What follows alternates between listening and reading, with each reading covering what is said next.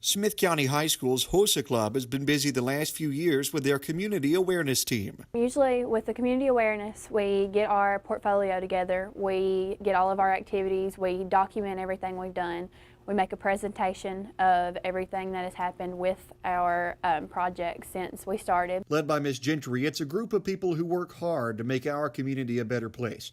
You may remember last year's project, the Community Cubbies, which were installed at every school in the county.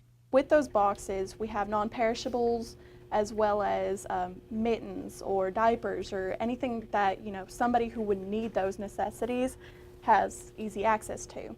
This year, though, they have their sights set on something for inside the school, something that's called Project Adam. Adam was this kid in high school who, he in the middle of a basketball game, he just went down in sudden cardiac arrest and he died because no one knew what to do. And so no one should ever have to die because no one knew what to do or was too scared, And so we kind of just want to get the whole school involved and get everyone the right information so they know what to do in a case. So what does Project Adam involve? Well, it means more AEDs because without them, the consequences can be deadly. We have one right now in the gym, right? So if someone goes down in the downstairs hall, it's going to take a long while for at least a walk or a run pace, right? I'd estimate about 3 to 4 minute response time. In order to prevent that, we're trying to get an AEDs spread throughout the school, right?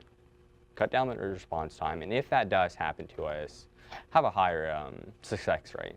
You may not know how to use one, though, and that's okay, too. There are other ways that you can help someone who is in cardiac arrest.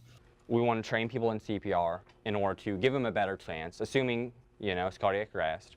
And then what we want to do beyond that is give that AED right there. So instead of a 4-minute response time, it's maybe 30 seconds to a minute. But if you're looking for a step-by-step tutorial to get you up to speed, you would want to make sure that whoever you're providing this for is completely dry. If they're wet, you need to dry them off.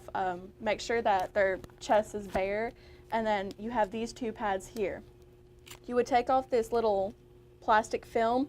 This one would go right here. The second one would go right here under the right breast.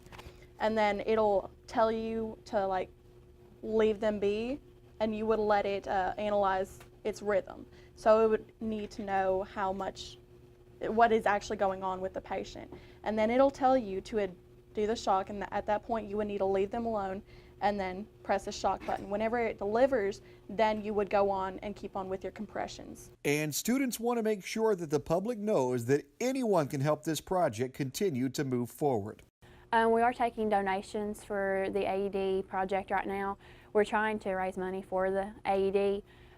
Right now we're just trying to get the word out, and so people will know what we're trying to do and our cause. And so we're hoping that the community will take heed to that and give us some donations in the future. Reporting in Carthage, J.R. Smith, Smith County Insider. This video has been brought to you by these fine sponsors.